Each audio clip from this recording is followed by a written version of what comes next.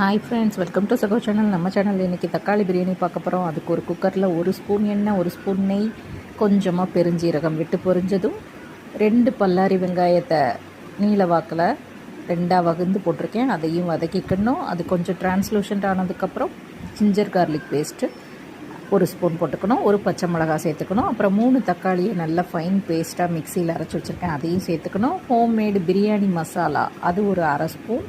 அப்புறம் 1 ஸ்பூன் மிளகாய் தூள், தனி மிளகாய் தூள், அப்புறம் தேவையான அளவு உப்பு. இது எல்லாத்தையும் சேர்த்து நல்லா மிக்ஸ் பண்ணிவிட்டு 1 டம்ளர் அரிசியை நல்லா கழுவி ஊற வச்சுருக்கேன், அதையும் சேர்த்துக்கிறேன். 1 டம்ளர் அரிசிக்கு 2 டம்ளர் தண்ணிங்கிற கணக்கில் அரிசியை நல்லா மிக்ஸ் பண்ணி விட்டுட்டு 2 டம்ளர் தண்ணியை சேர்த்துக்கிறேன். தண்ணி நல்லா கொதி வந்ததும் உப்பு காரம் எல்லாம் செக் பண்ணிவிட்டு குக்கரை க்ளோஸ் பண்ணி வச்சு நல்லா ப்ரெஷர் வந்ததும் 8 நிமிஷம் ஸ்லோவில் போட்டுட்டு அடுப்பை ஆஃப் பண்ணிட்டோன்னா அருமையான தக்காளி பிரியாணி ரெடி ஆகிடுச்சு. இது லஞ்ச் பாக்ஸுக்கு ரொம்ப டேஸ்டியாக இருக்கும். கண்டிப்பாக செஞ்சு பாருங்கள். நம்ம சேனலை சப்ஸ்கிரைப் பண்ணுங்கள், கமெண்ட் பண்ணுங்கள், ஷேர் பண்ணுங்கள். பாய்.